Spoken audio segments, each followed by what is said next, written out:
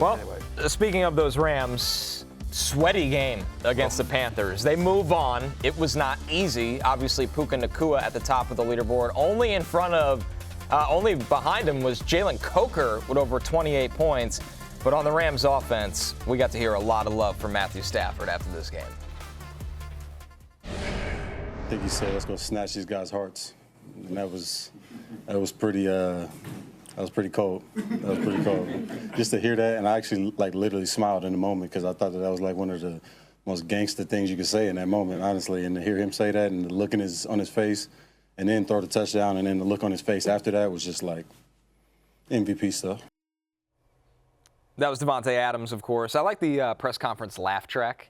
Whenever someone says something that's kind of like you, like a 4 out of 10 gag. Yeah. But they press the laugh track and it's just like an eruption. Episode. Yeah. Exactly. Yeah. Yes, old Seinfeld, school television. the jokes are funny, though. Yeah, exactly. Yeah. There you go. That's fine. That's fine. Shoot or shoot. That's what I learned. That's what I learned last night. Shoot or shoot.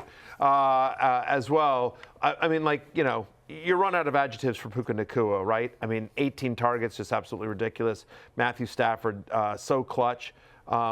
Now, multiple touchdown passes in 16 of 18 games this season, including the playoffs as well. I don't know that there's much to say other than there's no fantasy takeaway other than here's what especially because obviously, as we all know, Matthew Stafford's retiring this year after the the season. Everyone knows this. That throw to Colby Parkinson and that catch at the end was just unbelievable for the touchdown. Yeah, no, he definitely delivered late, and you had confidence that he was going to march down the field and do that. But Connor, I thought, so the first time the Rams played the Panthers, I thought that was a total fluke. I thought the Rams were the better team, and just every bounce went the Panthers' way. They have the fumble 6 off of Stafford. He throws 2 picks. This game, I thought, was very even and really could have gone either way. And this wasn't a fluke. And this has been now about 6 weeks of the Rams being pretty shaky. Right. And so I do think that is material going forward, where you would have thought a few weeks ago, if they play the Bears, they're just going to kill the Bears. Right. Now that's closer to a coin flip game. Rams favored, but closer to a coin flip. It is. Yeah, we'll talk about this in the next segment, but opening line was Bears plus 4.5. I like the Bears in that. I like the Bears. At home. At home, 4.5. The Panthers are, in a bizarre world, a really bad matchup for the Rams. Evero, their defensive coordinator, he's from that tree, so he knows how to match up against them. They play big boy football in the run game, and the Rams front, besides Poona Ford, is small.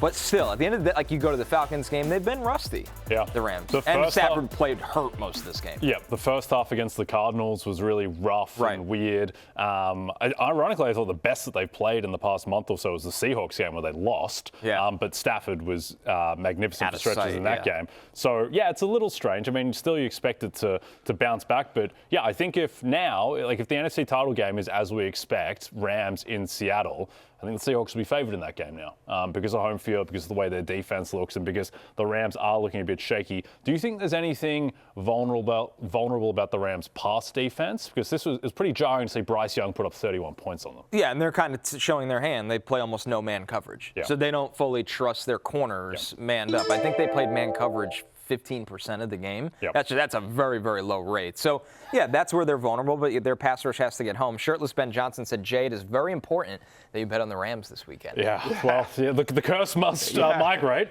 2 weeks ago, I had the Ravens against the Steelers. The result I needed most this weekend was the Jags. Spoiler alert, the Jags were eliminated from the playoffs. Maybe I will place a little wager on the Rams to eliminate them. 4.5 for a home team. That is a big number. I put that bet down last night. I put money on the Bears plus 4.5. I don't know if they necessarily win, but I think they cover that. Yeah. The scary thing if you're the Rams is that Caleb Williams is just this Pandora's box every single play.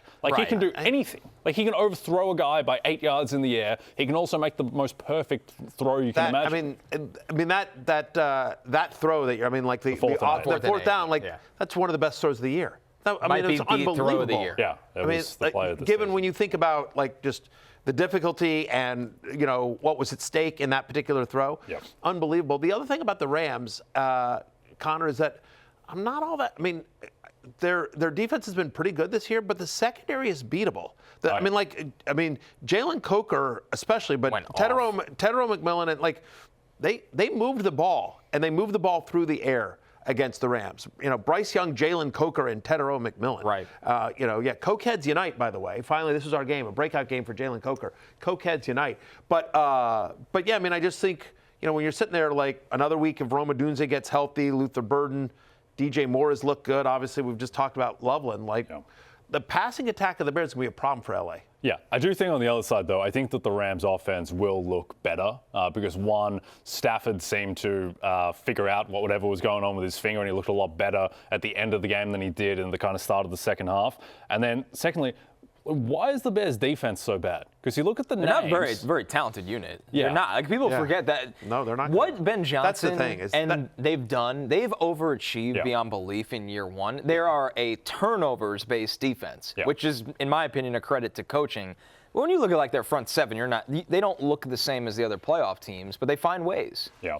You know what they remind me? You guys are going to think I'm crazy, but they're like the Commanders last year to me, which is that every bounce, with the exception of whatever, but every bounce has gone their way. They've won every close game. They've just, when they've needed to play, they've stayed relatively healthy this year. They always close games in the fourth quarter. They always close games in the fourth quarter. I mean, that's what Washington did last year. Yep. Is they won I think 8 one-score games last year or something like that. And I feel like the Bears are a little bit like that. It's just sort of I know they didn't catch the 3 fumbles, but still they don't win the Packers game if the field goal kicker on the other team doesn't miss 2 field goals and an extra point. Yep. Right? So the ball has just bounced their way this year for a whole. And that's not to take anything away from them, but to your point, they have massively overachieved over this year.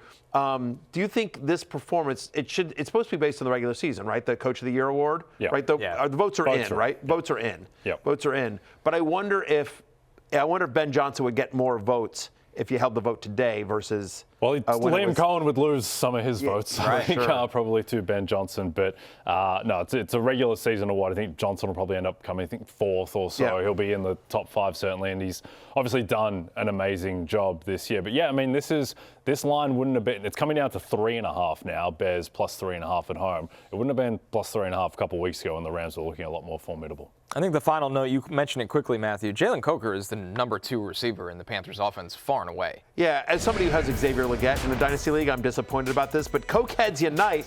We've been talking about this for a while. Snort him up if you got him, because he has absolutely cooked when he has gotten looks, right? He's had 7 career games where he's gotten at least 6 targets, including the playoffs. He's averaging over 17 fantasy points per game. Had a 32% target share in this game for Jalen Coker. He's a big slot that they need, and it seems like there's clearly a connection between him and Bryce Young. Credit to the Panthers for figuring this out. When it mattered most. It almost literally had them pull off a 10.5 point underdog upset. Yeah, I got laughed at when I said I like the Panthers to cover. I did. It was a strong opinion. I don't think we disagreed with That's the what I was laughing at. I was like, who laughed at it? Yeah, you guys did. You guys did. America laughed at me. That's all right. You did one of these. Jay did one of these. I don't know that I would take that. You gave I'm not going to try to throw you under the bus, but I clearly strongly disagree with that take. Yeah, I mean, it was an interesting opinion to have that you really believed in the Carolina Panthers. I believed in them covering the 10.5 at home. Yeah. I just thought that's just a massive number for a playoff game. Yeah. For a team that's traveling, and the Rams, to your point, sort of limped into playoffs as well, a little bit there as well. But just I think for me, the Carolina Panthers, they need to evolve this offense around Bryce Young a little bit more. But feels like we know the ability of McMillan, Jalen Coker. That emergence is exciting, I think, for this offense, and the Chuba Hubbard. I've always thought he was the better running back, and there was this brief little Rico Dowdle flirtation. But once again, Hubbard looked like the better running back. He's the one that got into the end zone against them. Dowdle was on a 1-year deal. Be interesting to see if he comes back to Carolina or not. Probably not. Based on his comments after the game, where he was like, my usage down the stretch will affect my free agency decisions. I would suspect he's not going to be back in Carolina, but who knows? But I don't think he will be. Hey, it's Matthew Berry from NBCSports.com and RotoWorld.com, and I want to thank you so much for watching whatever it is you just watched, or if nothing else, being too lazy to click out of the autoplay after this video started, after whatever it is you actually wanted to watch finished. But now that you're here, I'd like to take a moment here to ask you respectfully now, okay? I'm asking you respectfully to subscribe to the NFL on NBC YouTube channel. You'll get the latest Roto-World fantasy news headlines, all sorts of great shows, including my own Fantasy Football Happy Hour. So go subscribe now. Again, I'm asking respectfully.